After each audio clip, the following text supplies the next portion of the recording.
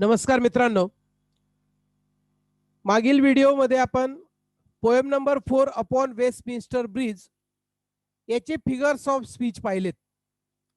आजच्या व्हिडिओमध्ये आपण पाहणार आहोत ॲप्रिसिएशन ऑफ द पोएम. या 11वीच्या 2.4 अपॉन वेस्टमिन्स्टर ब्रिज याचं ॲप्रिसिएशन पॉइंट वाईज आपण आजच्या व्हिडिओमध्ये बघूया.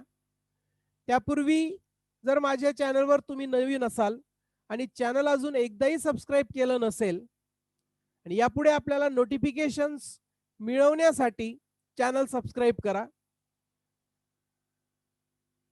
जेव्हा ॲप्रिसिएशन केलं जातं एखाद्या पोएमचं, तेव्हा या पॉइंटचा विचार केला जातो, ज्याच्यामध्ये म्हटलं जातं about the poem, about the poet and about the title. हा पॉइंट 3 वेगवेगळ्या ठिकाणी सुद्धा घेऊ शकतात. अबाउट द पोएम वेगळा पॉइंट, दुसरा point about the poet and about the title तिसरा पॉइंट. एकत्र घेतला तरीही चालेल, पण ऍक्टिव्हिटी शीट मध्ये जर समजा यांना तिघांना एकत्र असेल तर तुम्ही एकत्रच लिहा. तिघं सेपरेट सेपरेट असतील तर तिघं सेपरेट सेपरेटच तुम्ही लिहा. Second theme, summary, gist of the poem, theme or summary. Next, poetic style or language of the poem or poetic device. Next one is special features. Next, message or moral in the poem. And last one is opinion or conclusion. ज्याला आपण personal रिस्पॉन्सचा question राहतो तशा पद्धतीने. What is your opinion about this poem?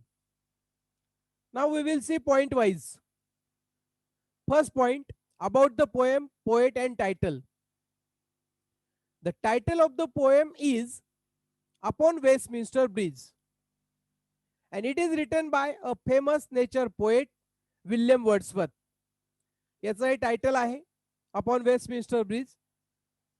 ती एका famous nature पोएटने लिहिलेली आहे, विल्यम वर्ड्सवर्थ यांनी. And it is a Petrarchan sonnet. हे तुम्हाला जेव्हा पोएम सुरुवात होते त्याच्या अगोदर पोएटची जे काही माहिती दिलेली असते त्याच्यामध्ये दिलेलं असतं. The title upon Westminster bridge indicates the city so silent and still. The poem offers a vivid description. याच्यामध्ये वेस्टमिन्स्टर ब्रिज ते सिटी सायलेंट आहे, स्तब्ध आहे, पहाट होती, हे इंडिकेट करते. या पोएम मध्ये आपल्याला विविध डिस्क्रिप्शन्स या दिलेल्या आहेत, त्या ऑफर केलेल्या आहेत. Second point, theme or we can say summary of the poem or gist of the poem. William Wordsworth talks about different aspects while crossing the upon Westminster Bridge and the natural beauty that he witnessed. William Wordsworth हे वेगवेगळ्या ॲस्पेक्टने बोलतात जेव्हा तो सकाळी पहाटे Westminster ब्रिजवरून ते जेव्हा जात असतात, जेव्हा क्रॉस करत असतात आणि त्यांनी जे काही नॅचरल ब्युटी पाहिली ते इथं त्या ठिकाणी आपल्याला सांगतायत. It is a portrayal of the awe-inspiring, characterized by early morning as observed from Westminster Bridge in London. जे काही वर्णन केलेलं आहे त्यांनी ते अगदी इन्स्पायरिंग आहे. जे काही त्यांनी ऑब्झर्व केलं आहे पहाटे ते त्यांनी इथं मांडलेलं आहे. पोएटिक स्टाईल, थर्ड पॉइंट, और वी कॅन से लँग्वेज और poetic devices. Throughout the poem, Wordsworth uses tone, imagery, and figures of speeches like inversion, personification, metaphor, simile, alliteration. Hyperbole is also there. परंतु हे काही गरजेचं नाहीये की सगळेच्या सगळे figures of speech इथं आपण लिहायचे. It is as example. हे एक एक्झाम्पल म्हणून आपण लिहिलेत. Metaphor, simile, alliteration. No need to write all the figures of speech which are used in the poems. And the rhyme scheme used in the poem is A B B A, A B B A, C D CD. अजून याच्यात तुम्ही poetic style मध्ये तुमच्या पद्धतीने तुम्हाला जर काही add करायचं असेल तर ते ऍड करू शकता. The language is very simple. You can also add this line because readers understand very easily. You can add these lines also. This is only this is as an example. Next point, special features, novelty or focusing elements. What is the special feature of this poem? What is the novelty? नाविन्यता काय आहे याच्यामध्ये? Or which are the points, which are the elements where poet focused? So the poem is Petrarchan sonnet. He poem Petrarchan sonnet आहे. In the beginning, in the first point, it was mentioned, and it's divided into two parts. Two parts मध्ये याला divide केलेला आहे. First part and Octave. पहिला part Octave आहे. इथं FIRST spelling, here spelling is wrong. First 8 lines ज्या Octave आहेत, जो फर्स्ट पार्ट आहे. पोएमचा व्हिडिओ जेव्हा तुम्ही पाहिला त्याच्यामध्ये मी सांगितलेलं आहे की त्या पहिल्या 8 लाईन आहेत त्या Octave, and last 6 lines these are sestet part, and second part sestet where 6 lines are included.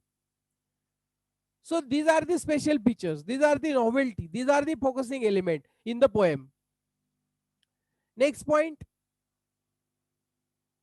message. What is the message given by the poet?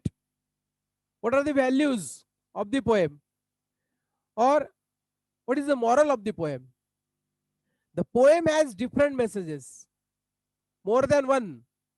The poem has different messages. एकापेक्षा जास्त message इथं आहे निघतायत.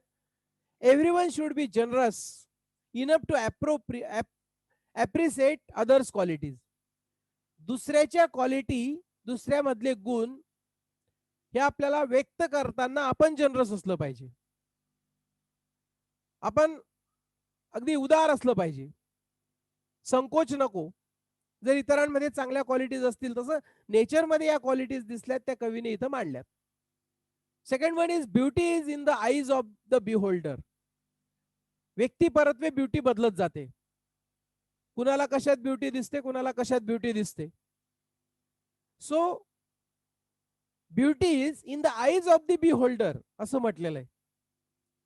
म्हणजे जी beauty कदाचित पोएटला दिसली ती रीडरला दिसेलच, भासेलच, भावेलच असं नाहीये. So that's why beauty is in the eyes of the beholder. Simple, it's very simple.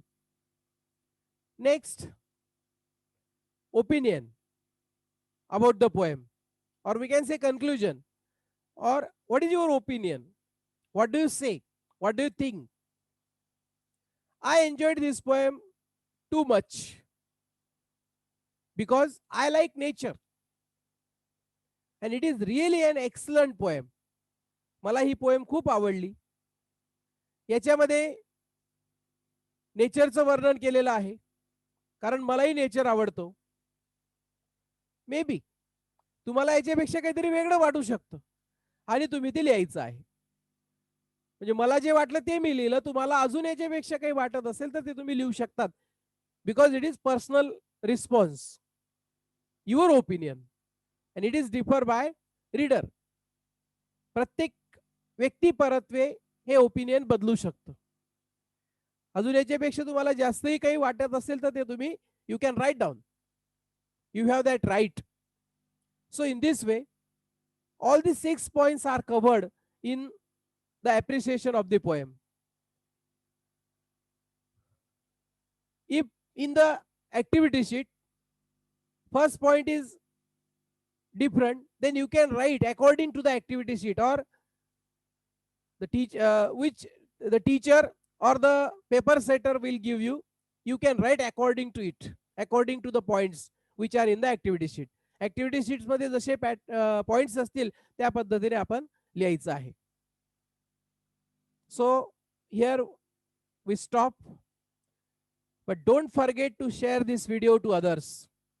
We will meet soon in the next video. Bye and thank you.